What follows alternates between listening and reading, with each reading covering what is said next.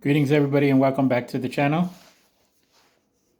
Please like, subscribe, comment if you like this video, and definitely be more coming. Today's topic is the American Civil War, and I wanted to write up and talk about the documentation of the Oneida Nation of Wisconsin members during the Civil War. This comes from my book, Warrior Spirit, 7 Generations of an Oneida Indian Family by Antonio J. Dockstader. This book was published in 2021 and is available on Amazon.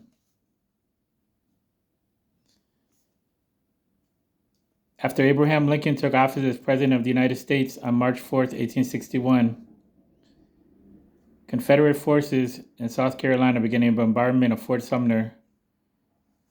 This became the first military action of the American Civil War. Meanwhile, Wisconsin had become a Union state in 1848. It was always a free state and opposed slavery. Wisconsin had its only state draft in August of 1862. Once a man's name was drawn, he had 10 days to report for duty, or furnish a substitute, or buy an exemption for a $300 fee. This was a hard time for the Oneida as crops were failing and the men were having a hard time feeding their families. For a people who depended on their farms to support themselves, military service was seen as a necessary alternative to generate income. The War Department paid all new recruits $300. The Oneidas were not eligible for the draft, but they were seen by their white neighbors in Green Bay as good replacements for filling local military quotas. The counties of Wisconsin offered additional bounties of up to $300. The Wisconsin 14th Regiment Volunteer Infantry began re-enlisting men after their initial 3-year term was over in December of 1863 to bring the regiment back to its original strength. The regiment arrived in Wisconsin in January 1864 for a veteran furlough of 30 days. Cornelius Dockstader had other friends and relatives who had joined the Union Army. He was 46 years old, but in good physical shape from all the manual labor he performed as a farmer. The Oneida sought to gain most by always being remembered as America's loyal allies. Cornelius enlisted in Fond du Lac, Wisconsin on February 23, 1864. His enlistment was credited to the town of Oakville. Cornelius was placed in Company F of the 14th Wisconsin Volunteer Regiment Infantry. This consisted of mostly men from Brown County and was also known as the De Pere Rifles for many of the men that came from the town of De Pere, including Oneidas. About 40 Oneida men had joined this company since the main part of the regiment had left Wisconsin in mid-February. The regiment left Wisconsin and arrived in Vicksburg, Mississippi in March of 1864. From there, they traveled to Clifton, Tennessee, where they became attached to the 17th Army Corps' 3rd Division. They were marched to Acworth, Georgia in June, where they joined General William Tecumseh Sherman's Grand Army of the West in the Atlanta campaign under General James Birdseye McPherson's Army of the Tennessee. On June 15th at Rome, Georgia, while on march through the Kennesaw Mountains, the company halted for the night. Private Cornelius Dockstader was getting water for the company and in the dark of night received a small wound. The Union Army continued to pursue the Confederate Army forces led by Joseph E. Johnston through the Kennesaw Mountains.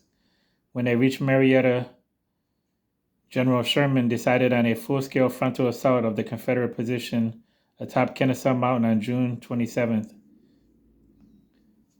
The 17th Army Corps' 3rd Division was sent to attack the northeast end of Kennesaw Mountain. This battle lasted until July 2nd when Johnson was forced to retreat. From there, they advanced on Atlanta and reached Bald Hill by July 20th. The highest part of it overlooked the city of Atlanta. The 17th Army Corps' 3rd Division fought a furious battle with the Confederate troops entrenched there. They finally overran the Confederates, who retreated into Atlanta. Cornelius and his company took part in the siege and battled from Atlanta for Atlanta from July 22nd through September 1st, 1864, when the Confederate forces under Lieutenant General John Hood evacuated the city of Atlanta. After the Union Army occupied the city of Atlanta, they were notified they would be there for a month. Private Cornelius Dockstader went to his commanding officer, General Francis Blair, and requested a furlough since his family was very sick and in need of his presence and support. The general granted him a furlough of 30 days on September 20th, 1864. Cornelius returned home to the Oneida reservation and learned he had a new son. He was home for about a week when he got very sick. He soon learned he had smallpox. The sickness had begun sweeping through the community and may have traveled back with some of the Civil War veterans. Their daughter, Lucretia, died on October 27, 1864. Cornelius was still very sick at the time, and after his death, he was not willing to go back. His daughter, Mary Jane, died from smallpox on November 30th, 1864, the same day he was reported as a deserter. He was still recovering from his sickness, and their deaths hurt him. The smallpox sickness went not over, and tragedy struck again with their son, Cornelius Jr., who died January 1865. The smallpox epidemic tore through the small reservation from November 1864 through 1866 and took over 15 lives, including 3 of Cornelius and Susan Dockstader's children by the time it was done. President Abraham Lincoln issued a proclamation on March 11, 1865, in which he pardoned all deserters who returned to their regiments within 60 days of notice before May 10, 1865. Cornelius surrendered himself in person in Madison, Wisconsin on April 26, 1865. He was held there in Madison until his regiment was officially mustered out on May 15, 1865. Cornelius Dockstader received an honorable discharge. So the war had taken a major toll on him and his family, as he had 2 sons who had both joined and returned from the war. The psychological and physical wounds of the war and the death of his children would affect him the rest of his life. Please like, subscribe, comment if you like the story. See you next time.